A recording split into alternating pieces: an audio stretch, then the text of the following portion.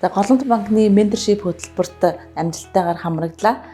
Тэгээд манай компани одоо менежментийн багийн хувьд болон миний хувьд бол маш том одоо боломжийг атгаад тэгээд энэ боломжийнхаа хүрээнд цаашид нэг алхам дэшээ одоо бид нар өгслөө гэж үзэж байна. Яагаад гэхээр хүний нөөц талаасаач тэр стратеги төлөвлөгөө талаасаач бид нар нэг ойрын 3-5 жилийн төлөвлөгөө гаргаагүй байсан бидний хувьд хаана очих цэгээ ер нь олж мэдэж авлаа. Одоо мэдээж хаана очихоо тодорхойлцсон учраас тэрнийхээ төлөө одоо ингээд зүтгээд байна.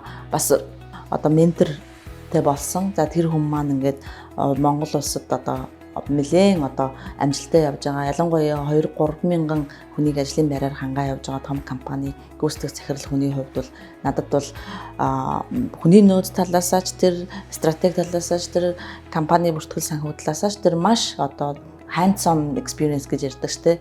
Одоо яг тийм бодит зөвлөгөөнүүдийг өгж байна. Тэгээ ялангуяа идэвхтэй одоо өөрөө идэвхтэй байгаад өөрөө асуултуудаа зөв тавиад өөрөө ингээд мэдхийг хүссэн зүйлээ ингээд сайн бичээд төлөвлөөд ингээд энэ хүмүүсийнхээ цагийг өрөхгүйгээр асуугаад байвал маш их юм олж мэдэж авах юм байна. Тэгээд энэ хөтөлбөрт хамрагдсандаа маш их баярлалаа. Тэгээ Голомт банкныхандаа маш их баярлалаа гэдгээ хэлье.